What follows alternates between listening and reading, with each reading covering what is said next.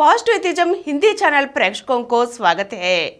हम प्रमुख नास्तिक गौरा जी से लिखी हुई मैं नास्तिक हूँ पुस्तक से अनेक अंशों को जान रहे हैं ना। हम तर्कवाद के बारे में जान चुके हैं। अब इस अंक में बुद्धिवाद की कमियों के बारे में कुछ अंशों को जानेंगे। बुद्धिवाद में ऊर्जा और पदार्थ को अनादि कहकर कार्य करने का प्रयास करते हैं। यदि ये कारण से पीछे जाकर दूसरे कारण खोजेंगे तो कहीं ना कहीं उसे अनादि कहना पड़ता है। अनादि का अर्थ है जिसका कोई कारण ना हो, वही अनादि है। मैंने सीखा है कि तर्कवाद एक ओर कहता है कि हर चीज का एक कारण होता है और दूसरी ओर कहता है कि यह शाश्वत या अनादि है। तर्क में यही दोष है। यदि हम आगे बढ़ने की तरह सोचे तो वहां भी और एक दोष दिखाई देता है। उदाहरण के लिए बादल, ठंडी हवाएं तथा अन्य कारणों से वर्षा होती है। बारिश होने के कई कारण हो सकते हैं, मुझे उन सब का पता नहीं। इससे यह कहना सत्य नहीं है कि वह कारण नहीं है। वह कारण मुझे पता हो या ना हो, फिर भी वह मौजूद है। उसकी वजह से ही वर्ष हो रहे हैं। जैसे यदि हम जानबूझकर आग पर हाथ रखेंगे तो वह जल जाएगी। अगर हम ना जानबूझकर भी आग पर हाथ रखेंगे तो भी वह जलेगी। इसके अलावा तर्कवाद यह भी कहता है कि बारिश के कुछ कारण होते हैं, चाहे मैं इसे जानता हूं या नहीं। वर्ष उन कारणों का सामूहिक परिणाम है। यदि इस प्रकार मान लिया जाए तो यह भी मान लेना चाहिए कि वर्षा का होना पूर्व निर्धारित है, क्योंकि सक्रिय कारण कार्य के पहले होते हैं। क्रिया एक कारणों के एक समूह के परिणाम स्वरूप गठित होते हैं। यदि मैं बुद्धिवाद को स्वीकार करता हूं तो मुझे यह भी स्वीकार करना होगा कि वर्षा का कार्य पूर्व निर्धारित है। इसी तरह मनुष्य कर्म को मानते हैं। कर्म के सिद्धांत में विश्वास की प्रत्येक कार्य पूर्व निर्धारित है।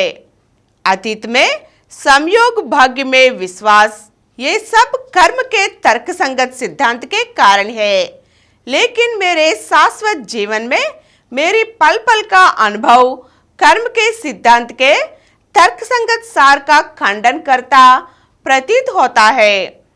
ये मुख्यतः दो तरह है, एक है भविष्य, दूसरा नीति। तर्क के अनुसार कल कल का परिणाम है, आज कल का परिणाम है, कल आज का परिणाम है, कल कल का परिणाम है।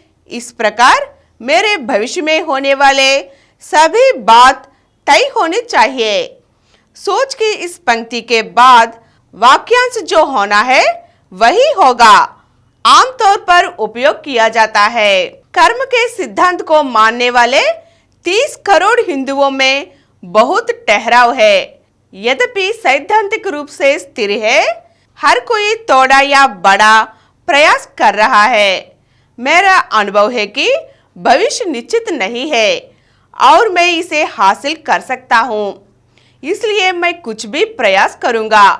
यदि कोई कार्य निर्धारित है तो क्या उसे प्राप्त करने का प्रयास करना मेरे लिए मूर्खता नहीं है?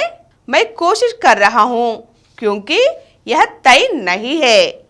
हालांकि मैं मौखिक रूप से कहता हूँ कि जो कुछ भी होना है मैं वास्तव में प्रयास के माध्यम से चीजें हासिल कर रहा हूँ। प्रमाण यह दिखाने का मेरा निरंतर प्रयास है कि भविष्य निश्चित नहीं है। यह कहना बुनियादी तौर पर गलत है कि भविष्य पूर्व निर्धारित है। यह सारांश तर्क की त्रुटि के कारण है। यदि तर्क संगतता सही है तो नैतिकता सही है। भ्रष्टाचार शब्द अर्थहीन हो जाता है। यदि कोई चोरी करता है तो यह नहीं कहा जा सकता है कि यह चोर की गलती है, क्योंकि उसे चोरी करनी थी, इसलिए उसने चोरी की।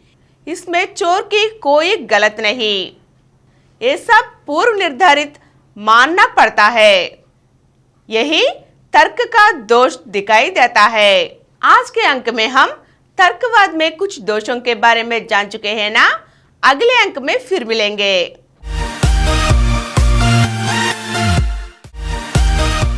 और कुछ वीडियो के लिए 20 करोड़ व्यूज को निकट वाली डॉक्टर समरम मल्टी चैनल नेटवर्क समर्पित पॉजिटिव एथीज्म हिंदी चैनल को सब्सक्राइब कीजिए, लाइक कीजिए, शेयर कीजिए और नीचे हुए घंटे के निशान पर दबाइए। Please download Samaram multi-channel app and watch your favorite channels from your mobile. App available on Google Play Store and subscribe to the channels.